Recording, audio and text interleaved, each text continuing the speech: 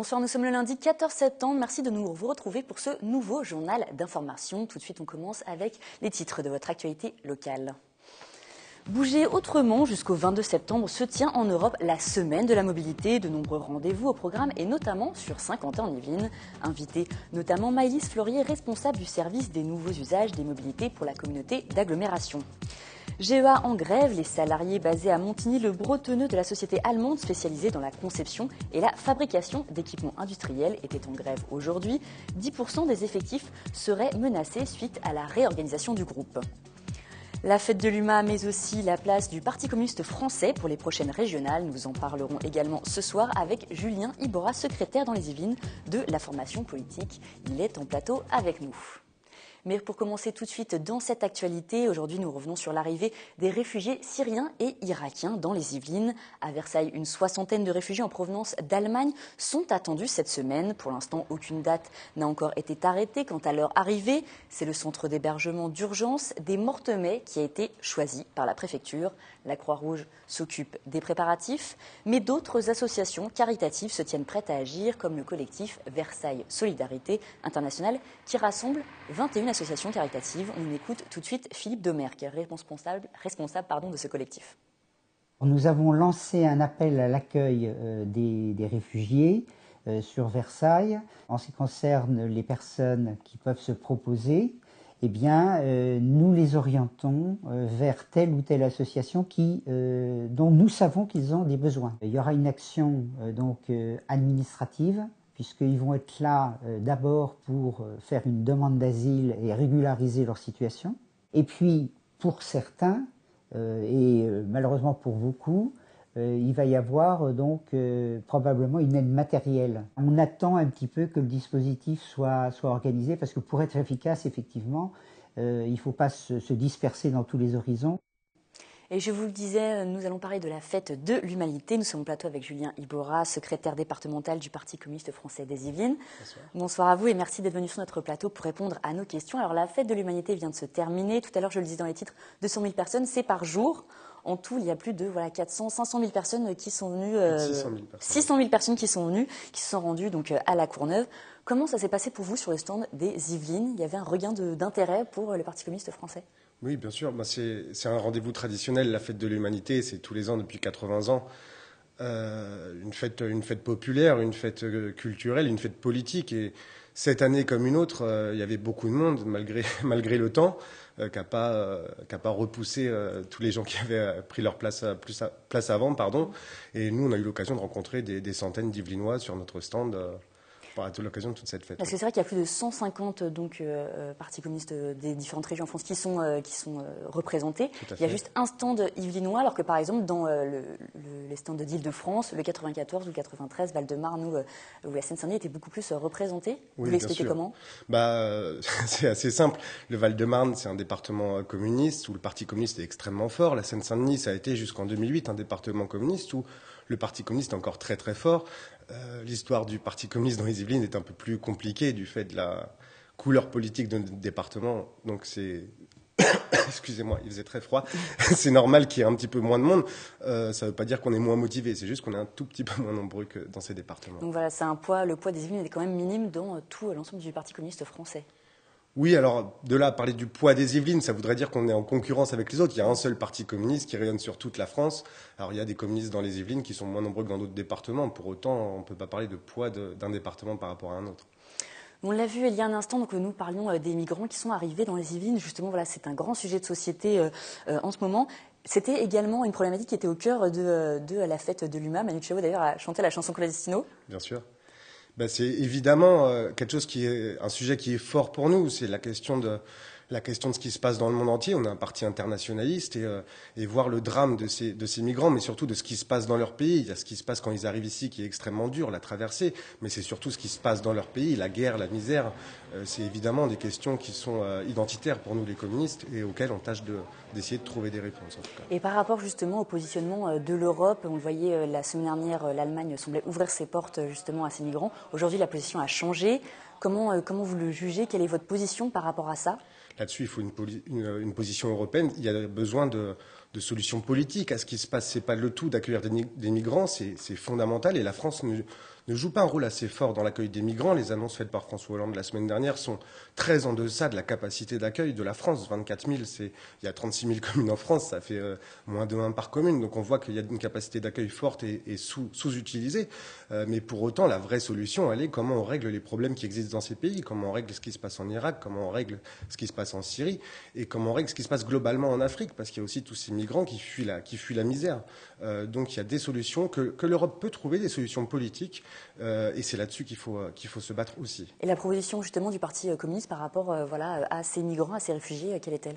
Là aujourd'hui, il y a une urgence sociale à laquelle il faut répondre. Donc il faut faire en sorte de pouvoir accueillir dignement ces personnes. Mais ça aussi, ça fait écho à une actualité politique en France.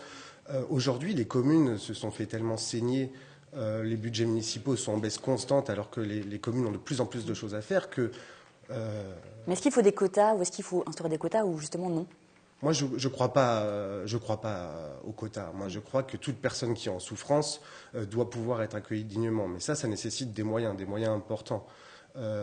J'entendais notamment un de mes camarades qui disait ce week-end à la fête de l'UMA, la solidarité n'est pas soluble dans l'austérité. Ça veut dire que là, à un moment, les politiques d'austérité nous montrent qu'on ne peut plus faire face ni à la misère de notre peuple, ni à répondre à ceux qui sont dans le besoin et qui ont besoin de la France, qui a toujours été une terre d'accueil. Donc là, il y a besoin aussi de réorienter les politiques. Mais quand on entend par exemple qu'en Allemagne, 1 million de réfugiés vont arriver, c'est sûr que c'est une problématique à prendre en compte quand même. Évidemment, mais bien sûr, mais il y a de la place pour tout le monde, il y a beaucoup de richesses. La France n'a jamais été aussi riche. Et à un moment, la question de la répartition des richesses se pose avec force. Et y compris, cette question des migrants doit se traiter par les politiques nationales.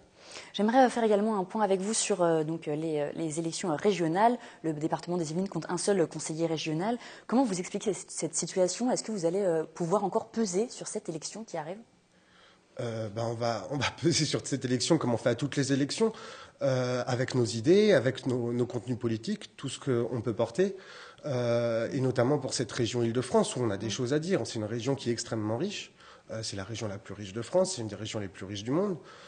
Et pour autant, il y a de grosses inégalités. On le voit à Saint-Quentin-en-Yvelines, avec des villes comme Trappes ou La Verrière, où on a des populations qui sont en grande souffrance, mais qui côtoient pas très loin des Louvciennes ou les Vézinais, où on a des populations qui sont plus aisées. Donc c'est comment on tire parti de cette diversité et qu'on arrive à améliorer... Mais concrètement, ça veut dire que vous allez faire des alliances ? Vous allez essayer de peser en faisant des alliances avec le Parti socialiste ? Nous allons proposer à toute la gauche de se rassembler sur des contenus politiques forts. Des contenus politiques forts, ça veut dire refuser les politiques d'austérité, mettre en place des politiques de solidarité, continuer une partie de ce qui a déjà été fait. Je pense notamment au dézonage de la carte imaginaire, qui était une proposition des élus communistes qu'on a obtenue de haute lutte après 5 ans de bataille, et d'autres choses comme ça sur lesquelles on se bat. Donc nous, tout ce qui pourra amener à plus de solidarité, à plus de fraternité entre les franciliens. Voilà, on met ça sur la table. Après, il y a des choses avec lesquelles nous ne sommes pas d'accord avec le Parti socialiste. Une élection, ça a 2 tours. Mais dans des communes comme par exemple Trappes ou La Verrière, on a vu parfois, non pas La Verrière, mais plutôt Trappes, que les électeurs se tournaient plutôt vers le Front National que vers le Parti communiste. Dans ce cas-là, quelle solution vous allez pouvoir mettre en place pour inverser peut-être cette tendance ? Les électeurs, ils se tournent surtout vers l'abstention. C'est ça le principal problème. On l'a vu lors des dernières élections que quand même le Front National a réalisé des scores importants. Ce qu'on a vu lors des dernières élections, c'est que 70% des électeurs à Trappes se sont abstenus. C'est ça le drame de ça.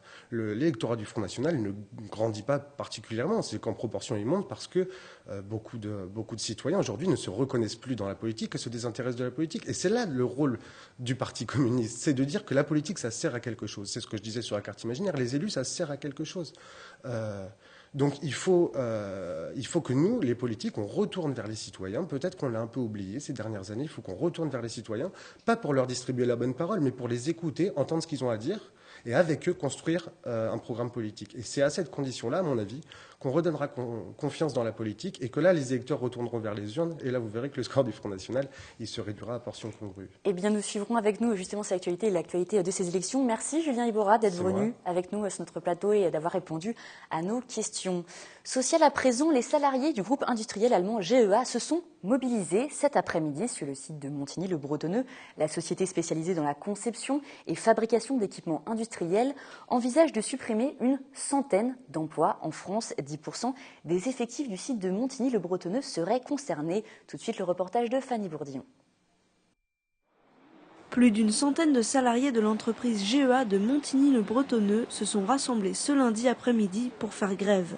Ils se mobilisent contre un plan de restructuration débuté en août 2014 et qui met en péril une trentaine d'emplois. Tout ça est très mal vécu par les collègues. Il y a aussi une très forte incertitude, puisqu'en fait on a des services à la fois désorganisés par des départs déjà existants ou annoncés ou à venir. Il y a vraiment cette notion d'incertitude qui crée de l'angoisse, de l'anxiété chez les salariés. Le groupe allemand industriel GEA possède 4 grands centres en France, dont celui de Montigny-le-Bretonneux. C'est la première fois que les salariés du site se mettent en grève depuis sa création en 1996. Le site de Montigny n'a jamais connu de mouvements sociaux à ma connaissance. Le site se porte très bien, le groupe GEA se porte très bien de façon mondiale, se porte très bien au niveau ici de l'entité GEA Process Engineering, donc on n'avait pas de raison d'être inquiet. Avec un chiffre d'affaires de 5 milliards d'euros, les salariés estiment que le groupe n'a pas besoin de revoir sa masse salariale à la baisse. Une organisation syndicale s'est donc créée il y a 3 mois et d'autres mouvements sociaux sont déjà prévus. La prochaine étape, c'est cette journée intersyndicale d'action le 24 septembre. Et pour ce qui est du site de Montigny, ça se traduira par une journée de grève qui a été déjà votée. Sauf si on arrive à être entendu. Nous, on n'est pas des gens excessifs, on est des gens de dialogue. Le problème pour dialoguer, c'est comme pour se marier, il faut être 2. Les dirigeants de GEA ne souhaitent pas s'exprimer à la presse avant le 17 septembre prochain, jour où ils rencontreront les représentants des salariés pour débuter les négociations. Et je vous le disais en titre, cette semaine commence la semaine européenne de la mobilité. Elle valorise le partage de l'espace public et la sécurité des usagers. Les Français sont invités à repenser leur mode de transport et à choisir également autre chose que l'automobile, des moyens de transport alternatifs, dirons-nous. À cette occasion, pour en parler, nous recevons 2 invités en plateau. Maëlys Fleurier, responsable du service Nouveaux Usages et Mobilité à l'agglomération de Saint-Quentin-en-Yvelines. Bonsoir. Et Armel Pitois, président de Poussivline, l'association à l'origine du projet de premier réseau d'autostop organisé en Ile-de-France. Bonsoir à vous, nous y reviendrons dans quelques instants. Je vais commencer avec vous, Maëlys Fleurier. L'agglomération de Saint-Quentin s'engage pour cette semaine. Est-ce que vous pouvez me résumer un petit peu l'objectif pour les Saint-Quentinois, quel est-il ? Alors déjà, l'objectif de la semaine de la mobilité, c'est une semaine européenne. Donc on incite tous les acteurs à faire des propositions pour cette semaine-là en matière d'action qui sont pour qu'on se déplace autrement qu'en voiture pour tous ces déplacements. Donc c'est des actions pour parler des transports publics, pour parler de la marche à pied, pour parler du vélo, du covoiturage, tous les modes alternatifs. Alors quelles sont les initiatives qui sont mises en place tout au long de cette semaine ? Alors cette semaine, on fait des opérations, on va dire, de communication et d'information sur les transports. En fait, on a 2 vagues d'événements. On a la semaine prochaine, cette semaine, à partir du 15 septembre, ce mardi, on vient dans les entreprises parler de l'information sur les transports. Donc on vient avec les transporteurs, on vient avec Skibus, on vient avec des opérateurs de covoiturage comme Waze Up quand les entreprises ont choisi, pour répondre directement aux questions de déplacement des salariés. Et après, on a une deuxième vague d'événements à partir de la semaine prochaine, pendant 5 jours, où là on fait des rallyes à pied pour bouger à pied, pour faire ces déplacements et découvrir un peu l'environnement. Donc il y a une action entreprise, il y a une action aussi à destination des citoyens, des particuliers.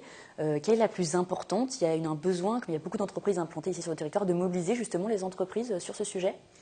Alors la principale cible en fait sur les déplacements, c'est le domicile-travail, les déplacements du quotidien. Donc c'est pour ça qu'on vient parler aux salariés de quelles solutions on peut vous apporter pour mieux vous déplacer en bus, par exemple, tous les jours. Donc ça, c'est la première cible. Après, pour nous, c'est aussi important de parler des autres modes de transport. Et c'est pour ça qu'on fait une opération la semaine prochaine qu'on appelle le rallye de la mobilité. Mais en fait, vous avez... c'est une espèce de chasse au trésor, des lieux à trouver dans un secteur, dans votre quartier. Et en fait, il faut se déplacer à pied pour se rendre compte qu'on peut se déplacer, qu'on peut faire aussi les choses à pied, qu'on n'est pas obligé de faire tout en voiture. D'accord, donc voilà, il faut justement mobiliser les gens pour qu'ils essayent de prendre le vélo, qu'ils se déplacent à pied, parce qu'ils ne sont pas souvent prêts à abandonner leur voiture. Justement, c'est la question que nous vous avons posée à vous, Saint-Quentinois. Pour quel mode de transport seriez-vous prêts à abandonner votre voiture ? On regarde. Pour quel transport seriez-vous prêt à quitter votre voiture ? La Twizy. Pourquoi pas le bus ou le tram, mais voilà. Aujourd'hui, c'est plutôt bus ou tram. Je prends jamais les transports, mais disons, je sais pas, le tramway. Le vélo, mais pas très loin, quoi. Sans ça, le tram, oui, quelque chose qui fasse pas de bruit. Les bus. Les bus, parce que j'en ai à côté de chez moi, c'est le plus pratique. Le bus, après les trains. J'ai pas de voiture, donc là j'ai un vélo, donc c'est très bien. Les bus, mais avec plus de bus dans le coin, par contre, avec plus de correspondance, parce que c'est vrai que des fois il y a des attentes de 20 minutes à 30 minutes, donc ce serait mieux. Alors Armelle Pitois, on a vu justement dans ce micro-trottoir, peu de gens évoquaient l'autostop. Pourtant, c'est justement votre projet Poussivine. Est-ce que vous pouvez nous en dire un peu plus? Alors, c'est de l'autostop organisé. Ça se base sur le principe de l'autostop, sauf qu'on va essayer de le sécuriser. En fait, les passagers et les conducteurs vont adhérer à l'association Poussivine que nous avons créée spécialement pour ça. Ils vont recevoir en fait un badge passager et un badge conducteur. C'est comme une carte bancaire, mais avec l'effigie de l'association. Et nous allons aussi identifier des arrêts sur la voirie. Alors, en fait, c'est gratuit pour les utilisateurs. L'idée, c'est que en fait, ils appartiennent à la même communauté. Et à partir pour l'instant, il n'y a que 4. Le dispositif n'est pas encore mis en place. Non. Il sera mis en place donc au printemps prochain. Pour l'instant, vous avez mis ce projet en place. Vous avez contacté 4 communes pour parler de ce projet. Alors aujourd'hui, en fait, le projet était, je dirais, un petit peu lié à la possibilité d'avoir une subvention de la région Île-de-France que nous avons, puisque nous avons eu 50 000 € de la région Île-de-France. Et à partir de là, en fait, comme on a eu cette réponse cet été, on est dans une phase en fait de construction et de rencontre avec les communes pour vraiment étendre ce réseau pour qu'il soit vraiment pertinent. Donc pour que justement le réseau soit pertinent, il faut qu'il atteigne une taille critique de plus de 80 communes, il me semble, c'est ça? Alors plus il y a de communes, plus c'est, je dirais, efficient. Aujourd'hui, nous, on escompte rayonner sur plus de 140 communes, tout simplement parce qu'en fait, on veut rabattre vers les transports en commun. On n'est pas là du tout pour concurrencer les transports en commun. Et on se structure autour en fait, d'un territoire qui est, je dirais, basé sur le nord par la ligne Paris-Mantes-la-Jolie, au sud Paris-Rambouillet, mais ça englobe des communes du PNR. À l'ouest, ça va être les limites de la région Île-de-France, et à l'est, c'est tout le front urbain, puisque en fait, tout ce qui est front urbain est bien desservi par les transports en commun. Donc concrètement, à partir du printemps 2015, on peut venir vous voir, se renseigner si Poussivine fonctionne sur la commune où on habite, et essayer de mettre en place ça pour pouvoir emprunter un réseau. Vous nous mettez en relation justement les autostoppeurs et les gens qui prennent en voiture ces autostoppeurs, voilà. C'est ça?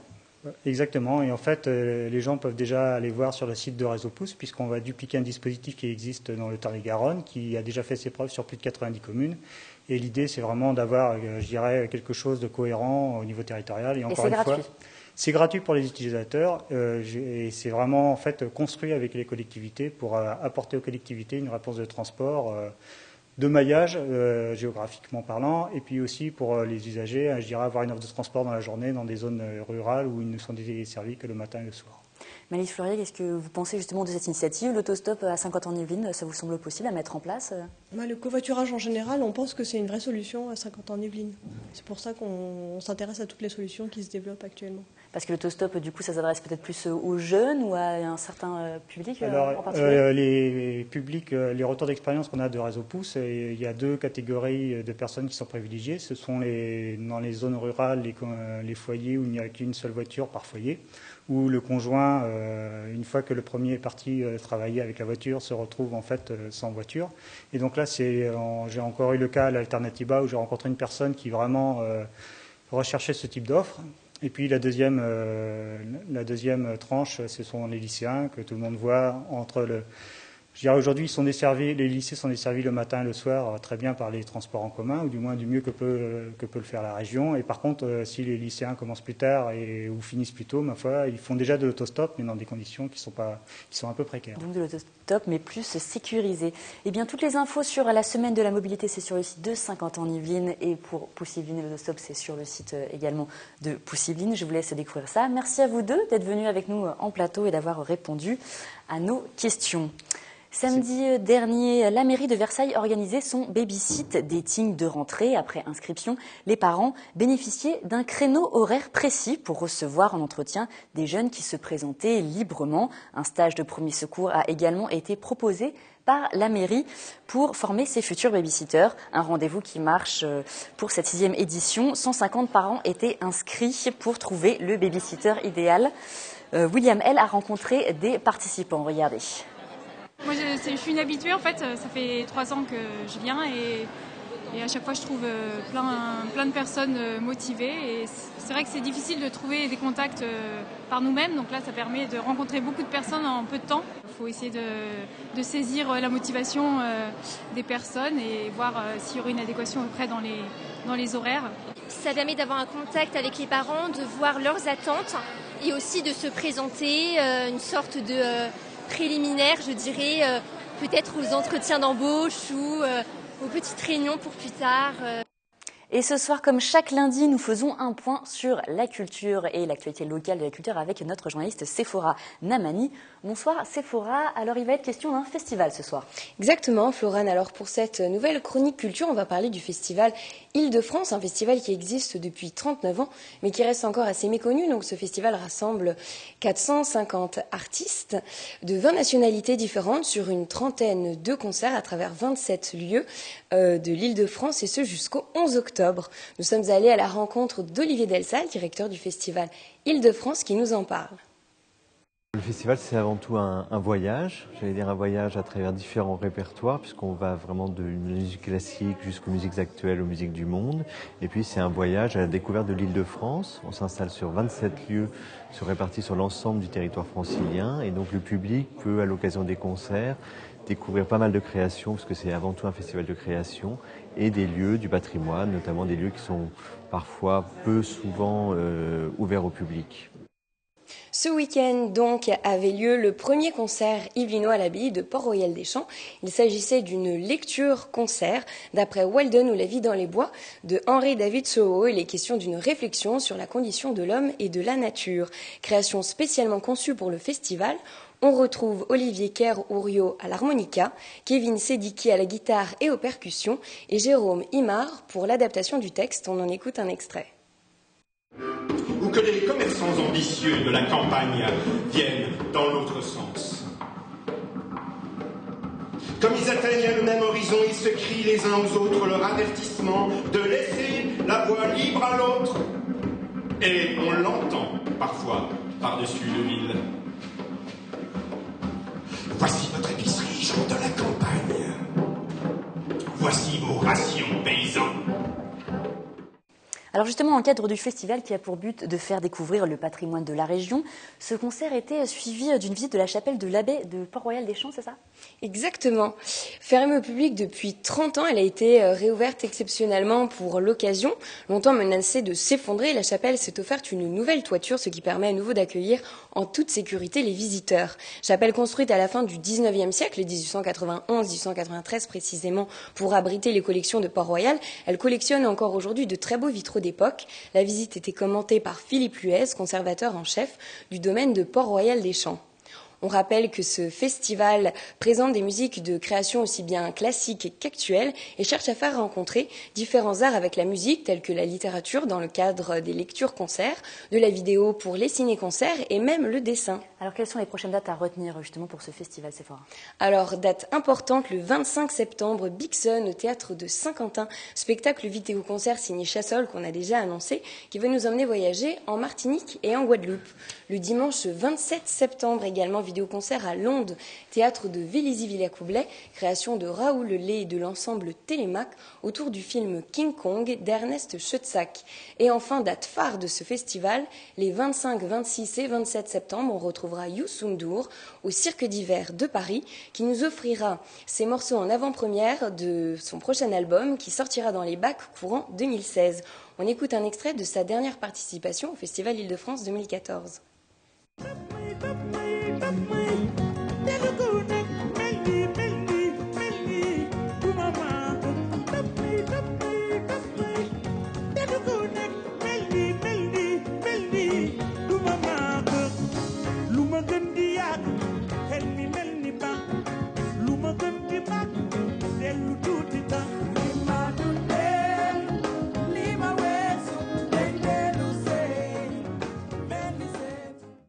Et vous pouvez retrouver toutes les informations concernant le festival sur le site www.festival-ile-de-france.fr. Merci Sephora. On vous retrouve mercredi pour un nouveau numéro de Kiosque, l'émission dédiée à la culture. Et nous allons maintenant parler d'un autre festival. Ce week-end, la commune de Montigny-le-Bretonneux organisait un festival autour de l'automobile. D'anciennes voitures étaient à découvrir, mais aussi les voitures du futur, notamment celles imaginées par les étudiants de l'Estaca. Autre particularité de cette journée, le festival a tenu à rendre hommage à Jean-Pierre Beltoise, l'ancien pilote décédé en janvier dernier. Reportage de Mélanie Poquet. Il y avait bien sûr les voitures anciennes, on croisait les voitures du futur, mais cette année, le festival automobile de Montigny-le-Bretonneux a rendu hommage au pilote Jean-Pierre Beltoise en présence de sa famille. Ça fait plaisir voilà, qu'aujourd'hui la mairie de Montigny rend hommage à Jean-Pierre Beltoise, à notre papa. Ça prouve qu'il est toujours dans le cœur des gens. Quand on était gamin, c'était venir ici, au circuit, dès qu'il y avait de la neige, prendre une voiture 4 roues motrices et dans son dos, aller s'amuser à faire des dérapages et des contre-braquages. Et voilà, le but c'était de surtout pas casser la voiture pour pas qu'il le voie. Ancien pilote automobile, Jean-Pierre Beltoise a notamment couru 86 Grands Prix de Formule 1 et remporté celui de Monaco en 1972. À sa retraite sportive, il s'est consacré à la sécurité des usagers de la route avec des stages de prévention. Le circuit Jean-Pierre Beltoise forme jusqu'à 10 000 conducteurs par an. Nous sommes tout à fait voisins puisque le circuit se trouve à Trappes. Et puis deuxièmement, Jean-Pierre a toujours été très attentif à être proche des gens, à la fois localement et peut-être même d'ailleurs dans le monde entier. Deux de ces voitures étaient présentées, une monoplace de Formule 3 sur laquelle Jean-Pierre Beltoise a gagné ses premières courses et une GT utilisée au Mans, épreuve qu'il a disputée 14 fois. Ça me rappelle mon enfance, ça me rappelle pas mal de choses quand j'étais jeune. C'est important un hommage. Oui, c'est important, oui, bien sûr, ça fait partie d'une époque, oui. Ça me parle beaucoup puisqu'on est tout près du circuit Jean-Pierre Beltoise et c'est quelqu'un qu'on connaît effectivement par ici. Jean-Pierre Beltoise est décédé le 5 janvier dernier à l'âge de 77 ans. Et c'est déjà la fin de cette édition. Restez avec nous sur TFI 78, tout de suite le 7-8 Sport présenté par Mickaël Elmidoro. Je vous retrouve demain à 18h pour une nouvelle édition du journal en direct. Je vous souhaite une très bonne soirée.